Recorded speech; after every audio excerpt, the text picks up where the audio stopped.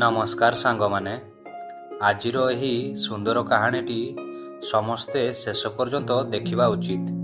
तेणु मोर अनुरोध कि आपण माने गोटिए बुढ़ी मार दुख भरा कहानीटी को समाप्त हेबा पर्यंत देखि नियंतु।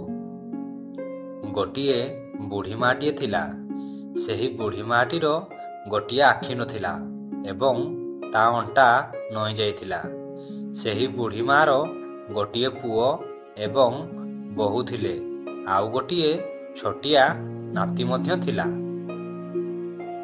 किंतु बहुटी सबुबले ता सासु माँ को बोझ बोली भाबुथला। सेथिपाई बहुटी जेकोसी कारणर हो सबुबले सासु माँ को दोष देउथला।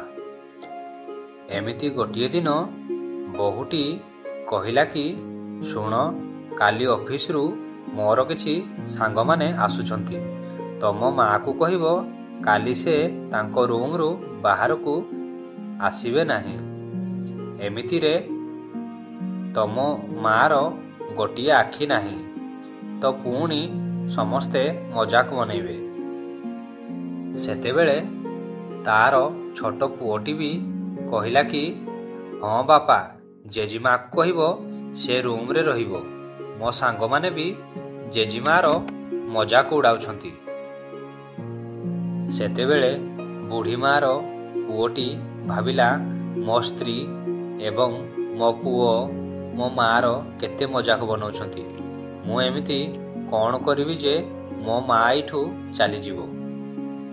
सेतेबेले पुओटी चिंता कला कि मो माँ को वृद्धाश्रम रे छाड़ी देले भलो हबो। सेठी हेले से टिके शांति रे रहिबो। किंतु पुओटी चिंता कला कि एही सबु माँ को पचारिकी करिबी।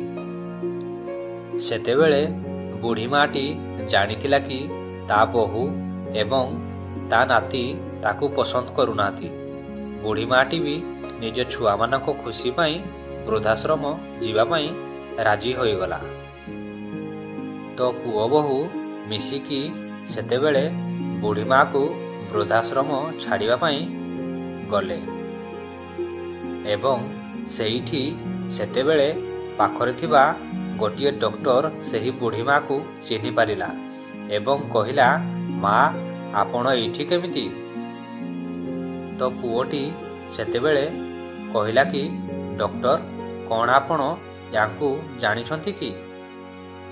तेबे डॉक्टर जनक कहिले कि हाँ पुओ, मु याकू दीर्घ 25 वर्ष हब जानिछि।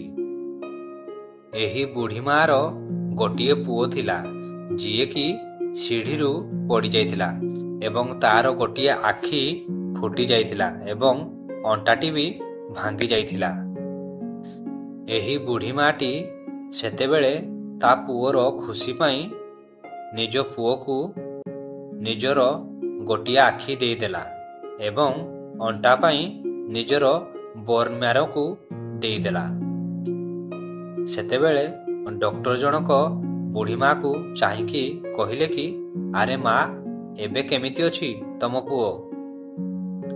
सेतेबेले पाखरे छिड़ा होइथिबा पुओ एवं बहुर आखि एवं मुंड सरम रे तळकू नईकी थिला एवं पुओटी सेतेबेले निज माँ को पुणी घर को नहीं चली आसिला।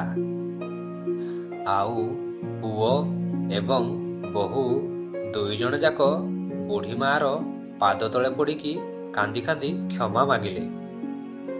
तो सांग माने आजिर एही कहानी रु आमको गोटिए शिक्षा मिलिला कि उपरे जहार समाप्ति नाही ताकू आकाश कुहंती एवं एही पृथ्वी रे जहा प्रेमर समाप्ति नाही ताकू माँ बोली कुहंती। आशा करुछि आजिर एही कहानीटी आपण मानकू भलो लागिथिबो।